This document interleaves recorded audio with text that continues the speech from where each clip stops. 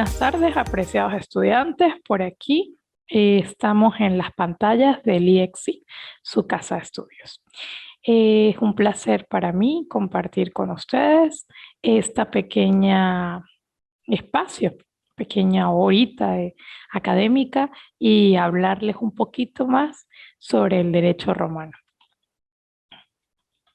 Entonces, vamos a hablar de la persona en el derecho romano. La persona es como la palabra persona, designada en el sentido propio de la máscara, la cual se servía en escena a los actores romanos, dando amplitud a su voz personare. De aquí se empleó el sentido figurado para expresar el papel del individuo que puede llegar a representar en la sociedad. Por ejemplo, la persona del jefe de familia o el pater familia en ese momento, la persona del tutor, pero estas personas solo interesan a los jurisconsultos en el sentido en los derechos que pueden tener obligaciones que les sean impuestas en otra significación más extensa que se extiende por la persona y es todo susceptible de derechos y obligaciones. Requisitos para que se dé la existencia de la persona en el derecho romano. Bueno, es una teoría que existe dentro del derecho romano. Tendríamos o hablamos de que se habla de que nazca, primero que nazca, o sea, que se desvincule del vientre de la madre, salga de allí y nazca la persona. Es como segundo punto dentro de esa teoría para que sea persona, es que nazca con vida, que sea, o sea, salga el llanto para que sea con vida y que tenga forma humana. Muy cruel, pero en el derecho romano existía donde una persona, si no tenía, le faltaba alguna extremidad, no era una persona humana, no tenía forma humana, por ende era un monstruo, lo consideraban un monstruo y no tenía los requisitos para esa existencia de personas dentro del derecho romano, dentro de la sociedad romana. Entonces, vamos a ver. Como primer punto del que nazca, para los romanos el nacimiento es absoluto e independiente y total desprendimiento del efecto del claustro materno.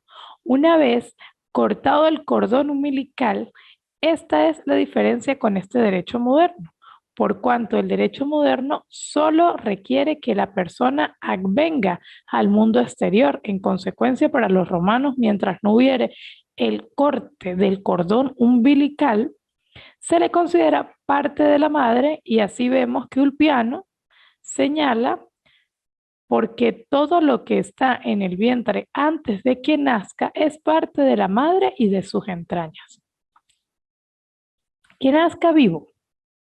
Este requisito es de vitalidad a los efectos jurídicos. No solo es fundamental para el derecho civil romano, sino también para el moderno. Las fuentes romanas clásicas y postclásicas fueron categóricas al respecto. En efecto, transcribimos opiniones de Paulo, Ulpiano y Papiano.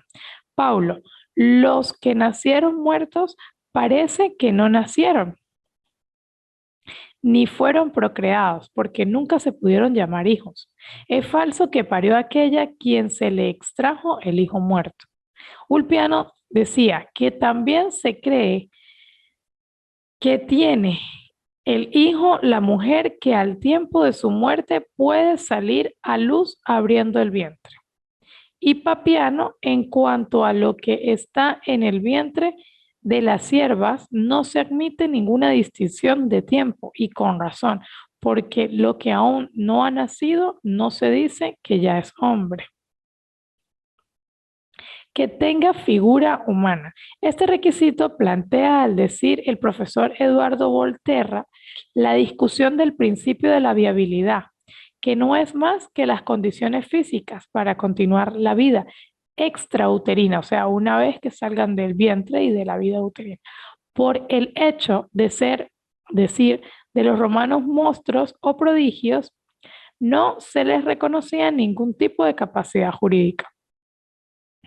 A ver, en el derecho actual, moderno, el derecho que tenemos hoy en día, cuando hay un testamento, una persona hace un testamento y deja plasmado, ejemplo, el bien inmueble de la residencia X, Santa Rosa, Santa Marta. De esa residencia será para mi primer nieto varón.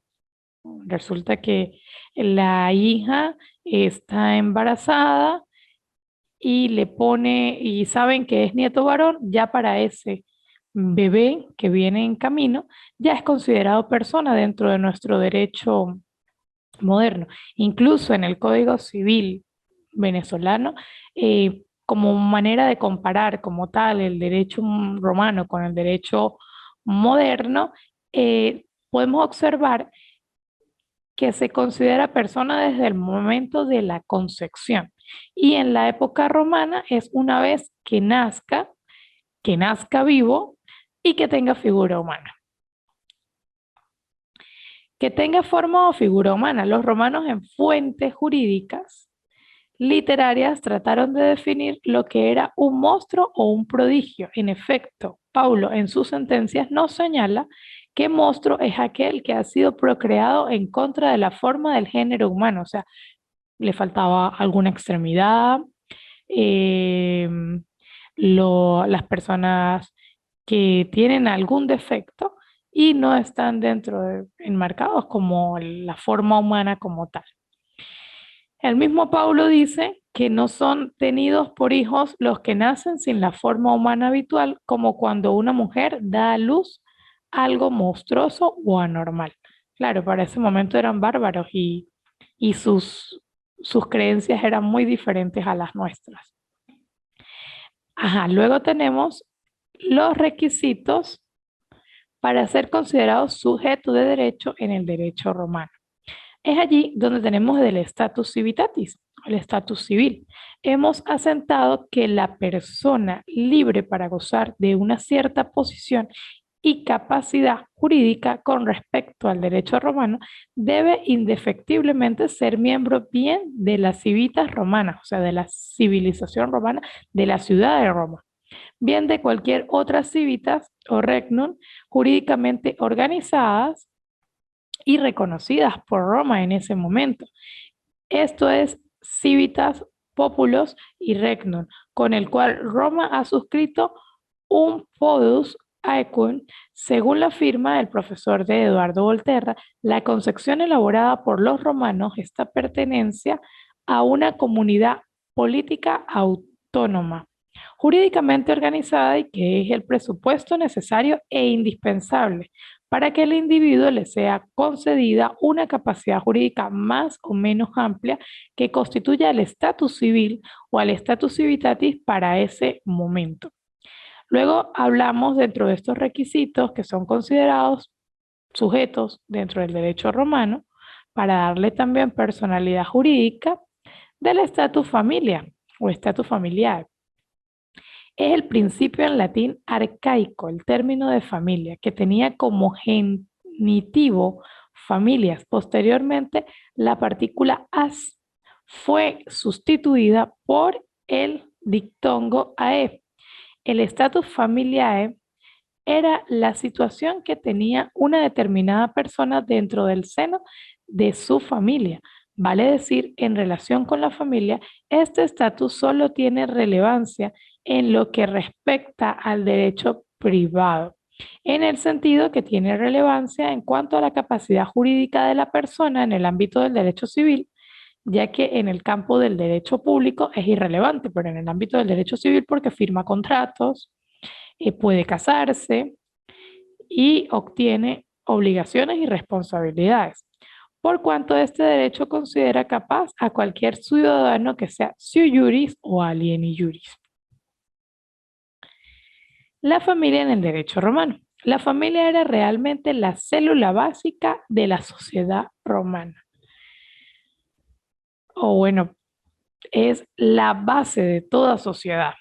El pater familia era el hombre romano que no dependía de nadie, el sui juris. ¿De quien dependían los demás? Alieni juris. Entonces, el sui juris era aquella persona independiente y el alieni juris eran los dependientes. No importaba que estuviera soltero o casado, ni su edad. La mujer nunca podía ser cabeza de familia, siempre tenía que ser un varón para que pueda ser pater familia. Completamente arcaico. Luego tenemos la familia agnaticia. Se entendía por familia agnaticia el conjunto de personas bajo la misma potestad doméstica o que lo estarían si el común del pater hubiera muerto por línea de varón hasta el sexto grado. Así, por ejemplo, forma parte de la familia agnática de un individuo bajo la potestad de su abuelo, en latín, avus, su padre, pater, su tío, patrus, su hermano, frates, su hijo, filius, y su primer hijo de su tío paterno, frater, patrellis, patrellis, así como el hijo de este, nepos ex patrellis, y su propio nieto, nepos. Asimismo, todos los varones adoptados por el pater familia. La muerte del ascendiente no implica la disolución del vínculo hasta el sexto grado de consanguinidad o al sexto grado de afinidad. La familia cognaticia se entendía por la familia al parentesco por consanguinidad natural, es decir, las personas vinculadas por la procreación y el nacimiento. Se compone de un tronco común de dos líneas en línea recta y en línea colateral. Entonces, tenemos en línea recta aquel que desciende unos de otros, que puede ser ascendente o descendente. Por ejemplo, el padre, el hijo, el nieto, el bisnieto, etc. En línea colateral, aquellos que no descienden unos de otros, pero tienen un tronco común, igual tienen ese tronco común en la línea como tal, pero es en línea colateral. Ejemplo, los hermanos. En el ejemplo expuesto del anterior punto, forman parte de la familia cognaticia del individuo señalado todos los anteriores señalados. Además, la abuela, la madre, la hija, la hermana, la tía paterna, el tío materno, la tía materna, la hija del tío paterno, el hijo y la hija de la tía paterna, el hijo y la hija del tío materno y el hijo y la hija materna, como hoy vemos, que también son sus descendientes. El tío, la prima, en línea colateral, pero que los une esa consanguinidad como tal, el lazo de sangre. La familia gentilicia, que se entendía por la familia gentilicia, el conjunto de personas que tenían en común la misma base de familia agnaticia, es decir, la gente. Sin embargo, se consideran grados más lejanos, con la condición de que los involucrados se sientan parientes. Siempre es esa condición. Son familia. Y la familia por afinidad, esta familia es aquella compuesta por uno de los cónyuges, los agnados y cognados del otro.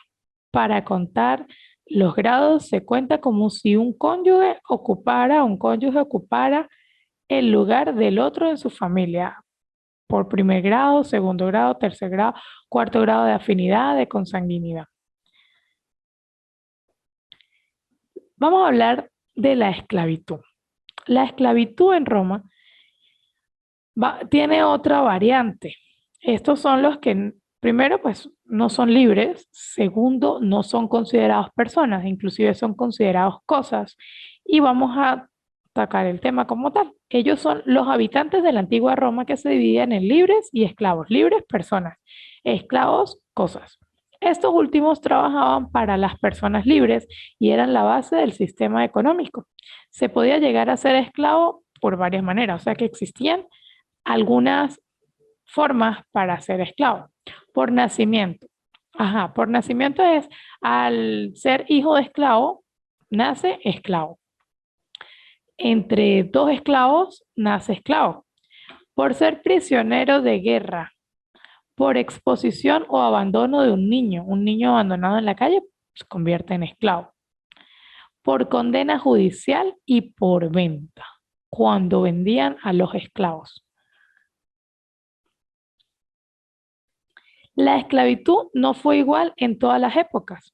En los primeros tiempos de Roma, los esclavos eran poco numerosos y formaban parte de la familia como servidores. La mayoría trabajaba en el campo. A medida que Roma va conquistando nuevos territorios, llegan a la ciudad grandes cantidades de esclavos, capturados como prisioneros de guerra y que se venden igual que cualquier mercancía. Los que le venía diciendo que en ese momento en Roma los ciudadanos romanos consideraban a los esclavos como objetos, como cosas, como tal. Entonces no le daban ese valor a la persona porque el esclavo era persona, pero les colocaban su grillete y todas aquellas circunstancias en la época arcaica para que se consideraban como cosas, eran esclavos dentro de la época de la esclavitud romana. Habían dos tipos de esclavos, los públicos y los privados. Entonces, los primeros pertenecen al Estado, los públicos, y trabajan en servicios públicos, por ejemplo, las minas estatales, que era quizás el trabajo más penoso para ese momento. Los privados pertenecen a las familias particulares y suelen trabajar en el servicio doméstico, en la agricultura. Generalmente se les trataba mejor que a los públicos, obviamente porque estaban dentro de sus casas, eran los que ayudaban en el área de la cocina, también ayudaban a arar, ayudaban con los animales en las casas del momento. Entonces eran mejor tratados que los públicos, porque los públicos, pues, era el mismo estado y el mismo momento eran los que los mandaban. Cuando el estatus jurídico del esclavo al principio no tiene ningún derecho, se le considera una cosa, ya lo hemos mencionado. La palabra más antigua para referirse a un esclavo es mancipium, de género neutro. No puede casarse ni tener propiedades. Eso es muy importante. Los esclavos no se podían casar. De repente entre ellos, pero no podían casarse porque no podían adquirir derechos ni obligaciones, porque no eran personas, las cosas no se pueden casar entre sí. Entonces, como eran cosas considerados como cosas, no podían hacer esas cosas, no podían casarse, no valga la redundancia, no podían tener propiedades, no podían adquirir compromisos. Posteriormente se permite el matrimonio entre ellos mismos, entre los esclavos, aunque los hijos son también propiedad del amo, lo que les venía diciendo. Eh, hijos de esclavo, nace esclavo.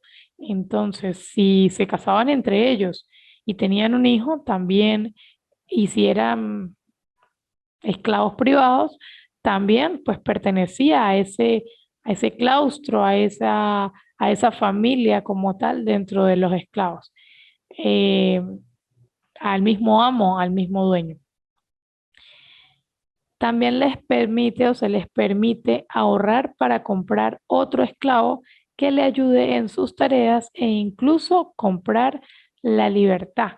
Comprar la libertad dentro de